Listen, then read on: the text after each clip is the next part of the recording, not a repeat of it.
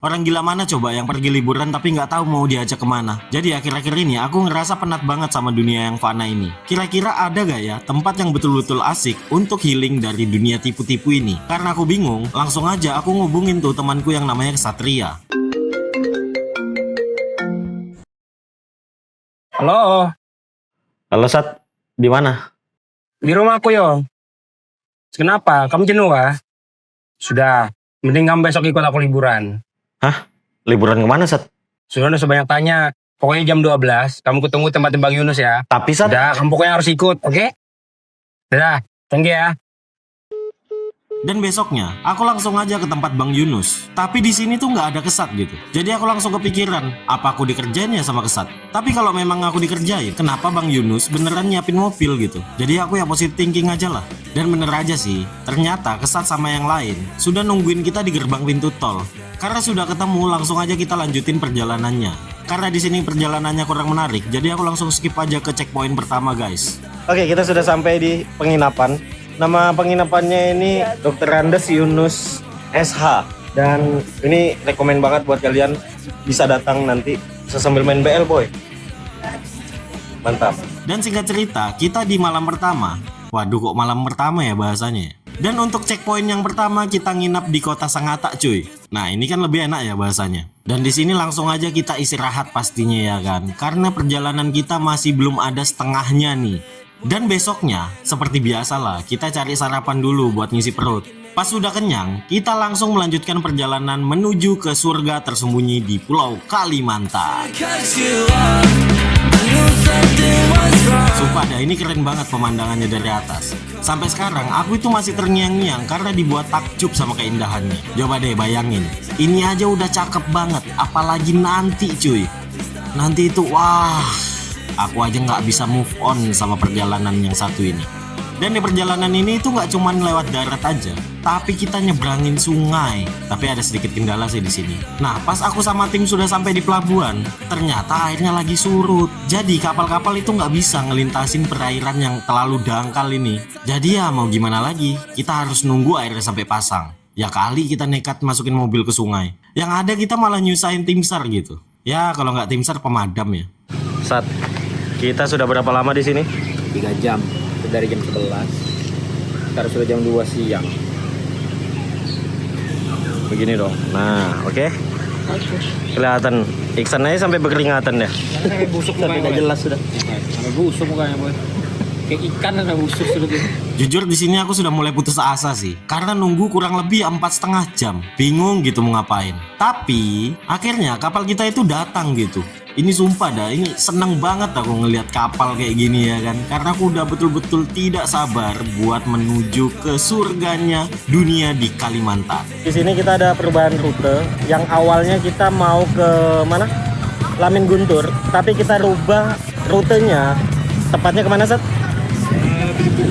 Ke Biduk-Biduk dulu, baru nanti kita bakal besok ke mana?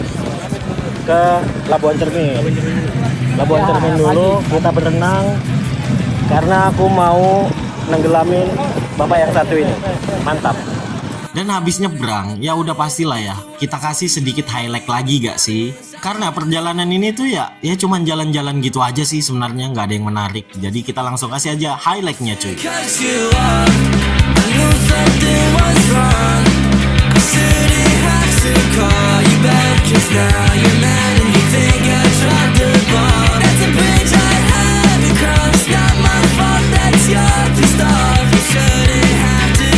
Akhirnya kita sampai juga di checkpoint yang kedua nih. Yang harusnya kita sampai di sini tuh sore, tapi jadi terlambat gara-gara penyeberangan tadi. Tapi ya nggak apa-apa lah ya. Orang sabar kan disayang Tuhan. Dan ketika selesai sudah makan, aku itu nggak tahu kenapa kayaknya mataku ini berat banget gitu. Sampai kelupaan gitu bikin video closing buat hari ini. Tapi ya nggak apa-apa lah ya, kita lanjut besok aja. Dan besoknya kita langsung aja berkemas untuk ke surga tersembunyi yang pertama, yaitu Labuan Cermin. Karena aku lupa bawa topi, jadi aku mampir gitu ke salah satu store yang memang jual barang oleh-oleh. Dan bener aja sih, di sini tuh juga ngejual topi yang bisa meminimalisir sinar matahari langsung. Meskipun efeknya dikit sih. Tapi ya nggak apa-apa lah, yang penting itu ya nggak terlalu overcook ya kan. Ketika aku sudah membeli barang-barang yang dibutuhkan dan sedikit oleh-oleh, aku pun langsung ke dermaganya cuy. Di sini temanku itu langsung kompor gitu, ngasih sedikit clue kira-kira secantik apa sih surga yang satu ini. Bagaimana yo? Sudah ada ekspektasinya lebih gini ya? Guys, coba kalian lihat. Kayak nggak ada debu-debunya, Bang. Betul-betul ini Masih sedikit nih. masih sedikit segini ya. Nanti Belum segini nih. Belum segini. oh. Gimana Pak Haji? Ya begitulah, karena hujan jadi dingin dan gampang lapar. Oke, ini kan aku kan sebagai orang yang awam dan baru dalam perjalanan ini. Menurutku ini udah cakep. Kalau menurut Pak Haji, di tempat ini aja itu udah berapa per berapa Pak Haji? Cakep, tapi kalau tempat lain cakep-cakep banget. Bayangin aja deh, menurutku ini udah keren-keren banget loh. Tapi bagi mereka itu masih belum ada apa-apanya. Wah, aku betul-betul nggak kebayang sih. Kira-kira itu di dalam itu secantik apa. Lambatnya aja lah. Tenang. Gak sabar sudah.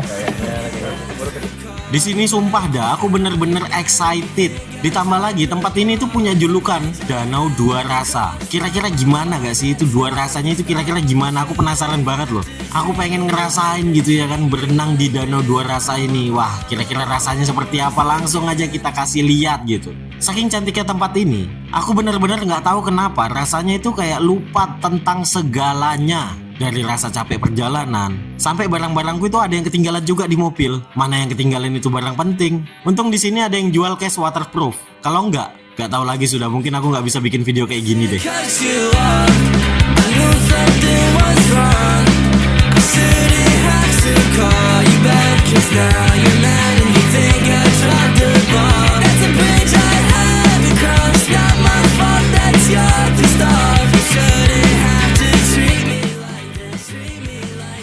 Ketika sudah selesai berenang di privat pool, wah, bahasanya privat pool gitu ya. Aku bersama tim langsung menuju ke surga dunia kedua kita, yaitu Resort Lamin Guntur.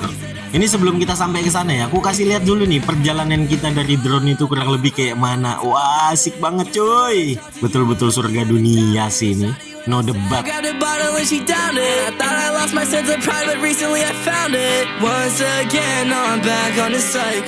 Ketika sudah sampai di Lamin Guntur, permasalahan kembali datang. Ternyata di sini tuh bener-bener nggak ada jaringan sama sekali gitu. Kecuali kalian beli voucher wifi yang harganya itu nggak ngotak sih. Masa untuk 24 jam harganya itu 100.000. Bayangin aja aku 100.000 bisa beli paket internet itu buat sebulan. Ya kali aku ngeluarin uang 100.000 buat sehari doang. Gila aja sih. Jadi buat di sini vouchernya itu kayak voucher apa sih namanya? Ya mau gimana lagi cuy, daripada nggak bisa ngupload video ya kan, nggak bisa bikin story, nggak bisa pamer-pamer sama teman-teman followerku ini. Jadi buat kalian jangan lupa di like dan subscribe lah buat channel ini biar balik modal ya kan. Dan di malam harinya kita langsung berkumpul gitu buat makan malam karena perutku ini udah mulai keroncongan. Masalahnya keroncongannya ini bukan lagu Bengawan Solo cuy. Jadi langsung aja kita kasih makanan dulu gak sih?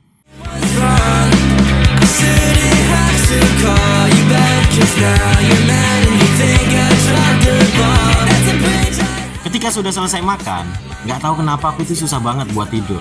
Dan tiba-tiba temanku itu ngajakin buat ke laut, buat nyari ikan. No, kamu ngapain no? Nah, dari apa namanya? Dari lauk malam. Lauk malam. Dari lauk malam ini buat besok. Ini udah jam berapa nih? Oh ini. Udah jam 10:30 ini no. Gila sudah. Ada gila aja. Ini kalian ini boy. Tapi ya kali aku mau basah-basahan malam-malam mending aku tidur gak sih? Tapi nggak tahu juga kenapa kok kepikiran. Kalau aku di sini cuman tidur, rebahan, kenapa aku harus ke sini? Kan bisa aku rebahan di rumah. Jadi aku langsung kepikiran gimana kalau misalkan kita cari kerang aja ya. Lumayan ya kan, bisa ngisi waktu luang daripada cuman rebahan doang. Jadi di sini aku langsung ke bibir pantai buat nyari kerangnya cuy. Wah, di sini tuh banyak banget lah kerangnya. Kalian bayangin aja di sini ada kerang abalon atau kerang mata tujuh. Ini kalau misalkan kalian tahu, kerang yang satu ini itu biasa dipakai di restoran-restoran mahal gak sih? Yang dikasih lemon itu langsung mengkerut kayak punya siapa ya? Dan kalian bayangin ya, ini aku baru sebentar aja udah dapat sebanyak ini cuy. Dan selesai nyari kerang, aku nggak tahu kenapa aku itu ketiduran lagi loh. Betul-betul lupa aku buat closing video buat hari ini ya kan. Jadi ya udahlah, kita lanjut aja ke besok. Dan besoknya aku langsung aja nge-explore resort ini karena aku pengen lihat dari beberapa sudut atau view gitu ya kan, yang bener-bener cakep gini.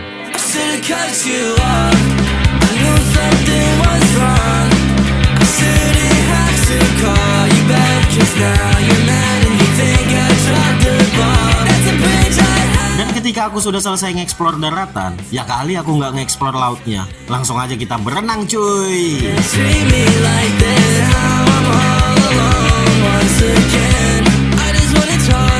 Dan ketika selesai berenang, aku langsung aja bergegas menuju ke surga selanjutnya, yaitu Pulau Kanyungan Besar. Tapi kita kembali berhenti di tempat yang kemarin.